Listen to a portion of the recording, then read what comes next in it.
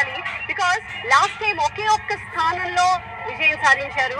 ఇప్పుడు ఒక్క స్థానాన్ని కూడా కోల్పోకుండా 100% ఇప్పుడు జనసేన సొంతమైంది.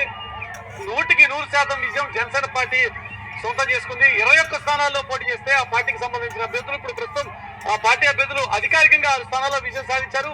మిగతా చోట్ల అన్ని చోట్ల కూడా ఆ పార్టీ అభ్యర్థులే ఎక్కడ కంటెస్ట్ చేశారో అక్కడలా ఆ పార్టీ లీడ్ లో ఉన్నటువంటి సిచ్యువేషన్ మనకు కనబడుతుంది. 100% విజయాన్ని జనసేన పార్టీ సొంతం చేసుకునేటువంటి దిశగా అడుగులు వేస్తోంది. మొత్తం ఎపిసోడ్ లో క్రియాశీలకంగా వ్యవహరించింది పవన్ కళ్యాణ్. తనకి కేటాయించినటువంటి సీట్లను సైతం తగ్గించుకుని భారతీయ జనతా పార్టీతో పొత్తు కోసం తను తగ్గి మరి ఈ ఎన్నికల్లో కూటమి విజయానికి కారపడయ్యాడు పవన్ కళ్యాణ్. ఈ విషయంలో శివశంకర్ గారు కూడా రియాక్ట్ అవుతారు. శివశంకర్ గారు ఇప్పుడు అనిపిస్తోందా అనవసరంగా 21 తీసుకున్నాం, మరొక 10, 15 ఎక్కువ తీసుకుంటే బాగుండేది అని అనిపిస్తుందా ఇప్పుడు? లేదండి, అలా లేదు, అలాగే అనిపించడం లేదు. ఎందుకంటే మా ఆలోచన విధానం, ప్రణాళిక క్లియర్